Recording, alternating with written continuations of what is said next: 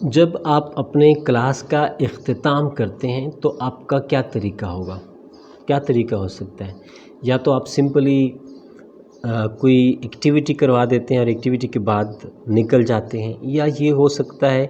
کہ آپ نے جو پڑھایا وہ یا خود ریویو کروائیں یا پھر بچوں سے ریویو کروائیں اور ریویو کے بعد کلاس سے نکل جائیں، اور کوئی ہوم ورک دیں، ہوم ورک دینے کے بعد نکل جائیں، گڈ بائے کہیں اور نکل جائیں۔ کوئی بھی طریقہ اختیار کیا جا سکتا ہے، لیکن جو اختتام ہے نا وہ بہتر ہونا چاہیے، اچھا ہونا چاہیے۔ بچوں کو ہوم ورک دینا بہت ضروری ہے۔ اکثر میں نے دیکھا ہے کہ اگر آپ بچوں کو ہوم ورک نہیں دیں گے اور آپ ایکسپیکٹ کریں گے کہ جو میں نے پڑھایا ہے نا، یہ جو بچوں کو میں نے سمجھایا ہے وہ بچے کر کے لے آئیں گے، ایسا نہیں ہوگا۔ اور اس لیے یہ ضروری ہے کہ جب آپ کلاس کا اختتام کریں تو اختتام میں آپ بچوں کو ہوم ورک ضرور دیں۔ ڈیٹیل سے بات کرتے ہیں کہ ہوم ورک کیسے دیتے ہیں، لیکن اس وقت ہم دیکھ رہے ہیں کہ کلاس کو اینڈ کیسے کریں۔ بہترین طریقہ یہ ہے کہ آپ ریویو کروائیں۔ اگر مختصر ٹائم ہے تو آپ خود ریویو کریں کہ بیٹا آج ہم نے یہ پڑھا، پھر ہم نے یہ ڈسکس کیا، پھر ہم نے یہ ڈسکس کیا، اور اسی طرح ہم نے یہ کنکلوڈ کیا، ٹھیک ہے؟ بچے کہیں گے ٹھیک ہے۔ اب بچوں سے کہیں کہ بیٹا اب آپ لوگوں نے گھر سے یہ کر کے لانا ہے۔ اب یہ جو بچوں کو آپ کوئی کام دے رہے ہو نا، یہ کوئی کریٹیو ہونا چاہیے تاکہ اس کے ساتھ بچے انگیج ہوں، بچے جو ہیں وہ کچھ نہ کچھ سیکھ لیں وہاں سے، اور اس کے بعد خدا حافظ کر کے آپ چلے جاتے ہو۔ ہوم ورک کریٹیو ہونا چاہیے، جس طرح میں آپ سے بات کر رہا تھا کہ اکثر ہمارے ٹیچر کیا ہوم ورک دیتے ہیں کہ آپ نے یہاں سے لے کر یہاں تک لکھ کر لانا ہے، آپ نے یہاں سے لے کر یہاں تک جو ہے وہ یاد کر کے لانا ہے۔ یہ یاد کرنا، لکھنا ٹھیک ہے، کہیں نہ کہیں جو سٹارٹنگ کے کلاسز ہیں وہاں پہ ہمیں لکھنے کی سکلز ڈیولپ کرنی ہوتی ہیں، وہاں پہ ہمیں یاد کرنے کی، میمورائزیشن کی سکلز ڈیولپ کرنی ہوتی ہیں، یا ریڈنگ کی سکلز ڈیولپ کرنی ہوتی ہیں۔ لیکن جب بچہ بڑا ہونا شروع ہوتا ہے نا، تو ہمارا مقصد جو زیادہ تر ہوتا ہے وہ یہ ہوتا ہے کہ ہم بچوں کو سکھائیں۔ یہ جو کچھ بچوں کو پڑھایا جا رہا ہے، بچے اس کو انڈرسٹینڈ کریں، بچے اس کو لرن کریں۔ تو جب آپ انڈرسٹینڈنگ کرواتے ہو، جب آپ لرننگ کرواتے ہو نا، تو تھوڑا سا آپ کو کریٹیوٹی کی طرف جانا چاہیے، کریٹیو انداز کی طرف جانا چاہیے، بجائے اس کے کہ آپ بچے کو وہی ایکسرسائز دیں جو آپ نے کروائی کہ گھر سے کر کے لائیں،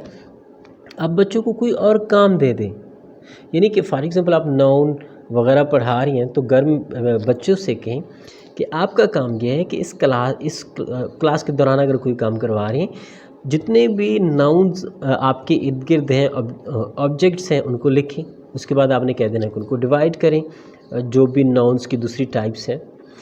گھر کی طرف بھیج رہے ہیں فار ایگزامپل، تو آپ بچوں کو آپ فقرہ دیں کہ بچے یہ جو فقرہ ہے نا، آپ نے مختلف قسم کے کلر استعمال کرنے ہیں اور کلر کو کسی خاص پارٹ آف سپیچ کے ساتھ ایسوسیٹ کرنا ہے۔ فار ایگزامپل ریڈ جو ہے وہ ناؤن کا ہے، کوئی ورب کے لیے ہے، کوئی ایڈورب کے لیے ہے۔ تو یہ جو فقرہ ہے نا، یہ میں آپ کو دیتا ہوں، اور آپ لوگوں نے اس کو انڈر لائن کرنا ہے according to part of speech. اگر ناؤن ہے تو آپ نے ریڈ کرنا ہے، اگر ورب ہے تو آپ نے بلیک کرنا ہے، ایٹسیٹرا ایٹسیٹرا۔ اب دیکھو یہ کتنا کریٹیو کام ہے، بچہ لکھ نہیں رہا، بچہ اتنا ریڈ بھی نہیں کر رہا، لیکن بچہ یہ جو کام کرنے لگا ہے نا، بچہ وہ سوچے گا۔ اگر آپ نے ایک بھی اس کو پیراگراف دیا ہے اور چھوٹا سا پیراگراف ہے نا، تو اس کو جتنی بھی پارٹس آف سپیچ ہیں اگر وہ سمجھا ہوا ہے تو وہ کر پائے گا، اگر سمجھا ہوا نہیں ہے تو وہ نہیں کرے گا، نہیں کر پائے گا۔ تو جب وہ گھر بیٹھا ہوا ہے اور ہوم ورک وہ سٹارٹ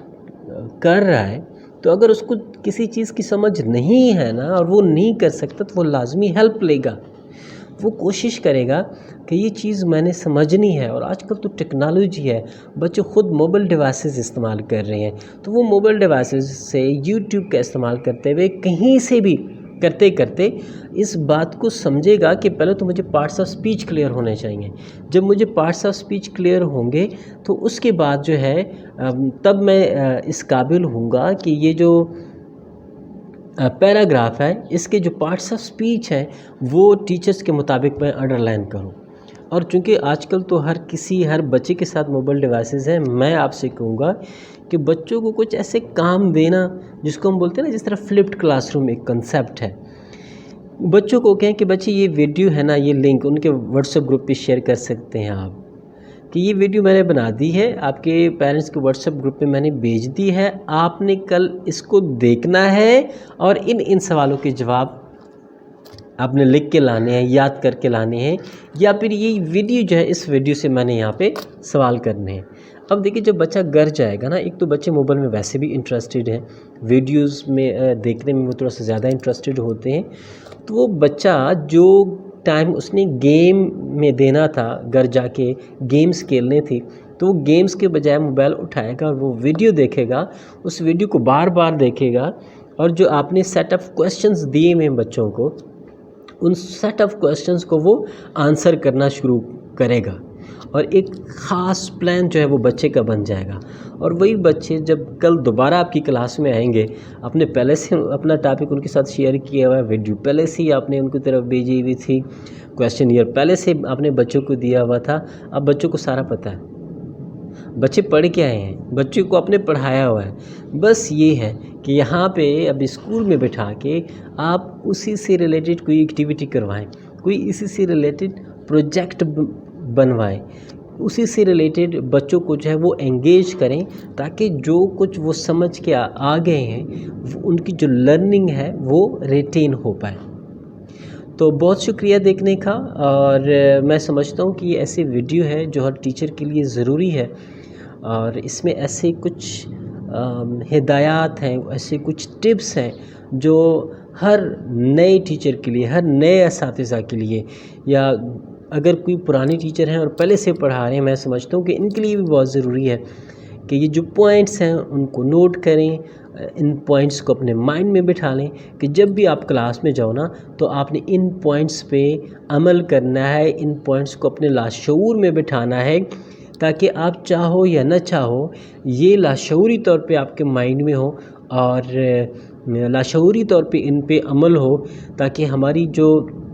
قوم ہے جس میں اب جو کریٹیوٹی ہے وہ بالکل، میں سمجھتا ہوں کہ ہمارے لوگ پی ایچ ڈی کر جاتے ہیں لیکن وہ کریٹیوٹی میں ایک سوال بھی نہیں بنا سکتے، تاکہ ہمارے بچے کریٹیو ہوں، وہ کریٹیولی تھنکنگ کر سکیں، اور وہ آگے بڑھیں، اور جو ڈیولپ کنٹریز ہیں، جو ڈیولپ قومیں ہیں، ان کا مقابلہ کر سکیں. بہت شکریہ.